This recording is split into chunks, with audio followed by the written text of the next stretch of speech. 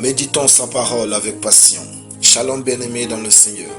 Notre méditation du jour s'intitule « Méditons sa parole avec passion ». Nous tirons notre texte d'ensemble, chapitre 1, les versets 2 à 3 qui nous disent ceci. « Mais qui trouve son plaisir dans la loi de l'Éternel et qui la médite jour et nuit.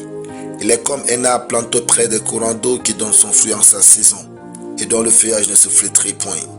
Tout ce qu'il fait lui réussit. Alléluia. » Lorsque nous méditons la parole de Dieu avec passion et la pratiquons avec foi, nous obtenons les résultats de type divin. La Bible dit que notre cœur est tortueux par-dessus tout et qu'il est méchant. Qui peut le connaître? Jérémie 17, 9. Ne faisons jamais confiance à notre cœur tant qu'il n'est pas soumis à la parole de Dieu. Si nous n'amenons pas notre cœur sous le contrôle de la parole de Dieu, il ne sera pas capable de nous offrir une vie meilleure. La méditation de la parole embellit notre cœur et nous révèle les richesses qui y sont cachées. La méditation de la parole donne à notre cœur d'avoir les meilleures idées de la vie et de la sagesse.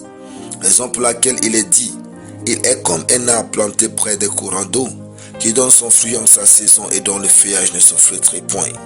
Quand nous méditons la parole, nous sommes inspirés, motivés, éclairés, fortifiés, encouragés, édifiés et purifiés. Par conséquent, le succès nous poursuit. C'est ainsi que Dieu dit à Josué, que ce livre de la loi ne s'éloigne point de ta bouche. Médite le jour et nuit, pour agir fidèlement selon tout ce qui est écrit. Car c'est alors que tu auras du succès dans tes entreprises, c'est alors que tu réussiras. Josué 1:8. Nous n'aurons jamais les grandes idées du succès si nous n'exposons pas notre cœur à une forte intensité de méditation de la parole de Dieu. Nous devons méditer la parole nous-mêmes pour vivre une vie supérieure et bénie.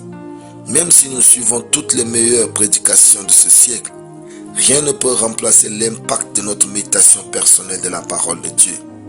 Car dans la méditation de sa parole, Dieu éduque notre esprit à sa voix. Méditer la parole de Dieu, c'est s'asseoir avec la Bible, réfléchir sur ce qui est écrit afin d'en extraire les pensées et la volonté de Dieu. Soyons passionnés par la méditation de la parole. La parole de Dieu contient toute notre vie. Étudions-la. Elle est la source de tout ce qui est bon.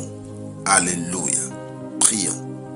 Je médite régulièrement la parole au nom de Jésus. Ainsi mes succès sont continus et absolus au nom de Jésus-Christ. Amen. Lecture biblique en une année. Job chapitre 21 à Job chapitre 25. Soyez bénis. C'était le pain du ciel.